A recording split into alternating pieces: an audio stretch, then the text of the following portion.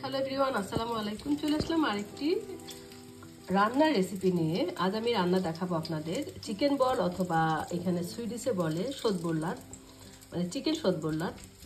তো এই চিকেন বল আমি কিভাবে রান্না করি ঝটপট, আর যেটা বাচ্চাদের কাছেও ভালো লাগবে, বড়দের কাছেও ভালো লাগবে, মানে খুবই ইয়ামি একটা রেসিপি।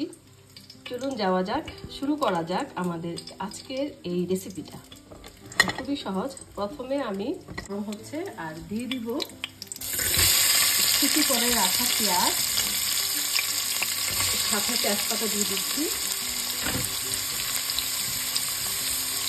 আমরা নর্মাল যেভাবে রান্না করি গরুর মাংস, মুরগির মাংস, অনেকটা সেইভাবেই, কিন্তু সেগুলো রান্না করতে অনেক সময় লাগে। বাট এই চিকেন বল অথবা সদবোল্লা রান্না করতে বেশি সময় লাগে না। আমি এই চিকেন বলটা রান্না করব আলু দিয়ে নেব, তারপর একে একে মশলাগুলো দিব।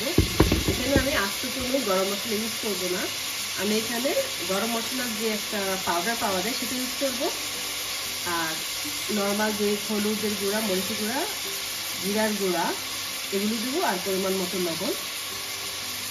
তো এটা এখন একটু লাল হতে থাকুক, কাঁচা কাঁচা থাকলে গন্ধ লাগবে, একটু ভাজা ভাজা হয়ে যায়।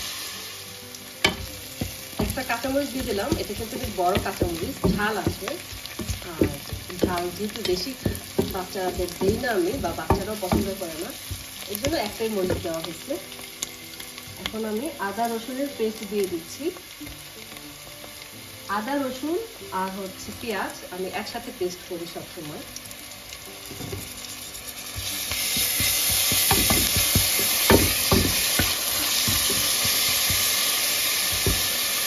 এখন আমি এক এক করে সব মশলা দেবো। 1 চামচ হলুদের গুঁড়া, 1 চামচ মরিচের গুঁড়া, 1 চামচ জিরার গুঁড়া, আর একটু করে একটু বেশি দিই হলুদের গুঁড়া, মরিচের গুঁড়া। এখন দিব স্বাদ মতো লবণ, দিয়ে দিচ্ছি গরম মশলা, একটু পানি দিয়ে দিচ্ছি।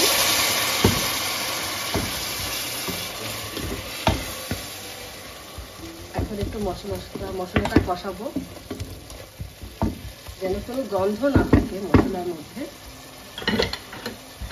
এই তো মশলা কষানো হয়ে গেছে, এত সুন্দর একটা ফ্লেভার বের হচ্ছে। এখন আমি দিয়ে দিচ্ছি চিকেন বল বা সদবোল্লা, চিকেন সদবোল্লা, আর আমি সাথে দিয়ে দিচ্ছি ছোট ছোট করে আলু, ছোট ছোট করে আলু কাটা। এটা এখন ভালোভাবে মিক্সড করে নিব সব মশলার সাথে।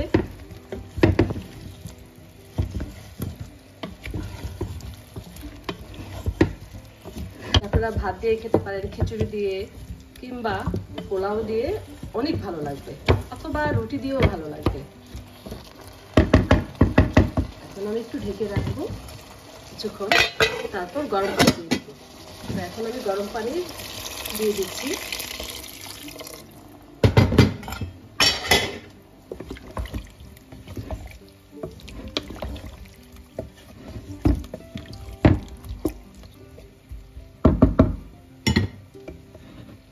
এটা এখন 10-15 মিনিটের মতো রাখবো চুলায়, তারপর আবার ফিরে আসছি একটু পর। এই তো আমার চিকেন বল কারি রেডি। আর দেখুন বলগুলো কি সুন্দর দেখতে হয়েছে। এটা এখন কমপ্লিট হয়ে গেছে। আমি এখন জিরা ভাজা দিয়ে এটা নামিয়ে ফেলবো। তো কেমন হয়েছে আমার আজকের এই চিকেন বল রেসিপি অবশ্যই কমেন্ট করবেন, আর আপনারা এভাবে ঘরে রান্না করে খাবেন, অনেক ভালো লাগবে। এটা খুবই সহজ একটা রেসিপি। তো আজকে এই পর্যন্তই। সবাই ভালো থাকুন, সুস্থ থাকুন। আল্লাহ হাফেজ।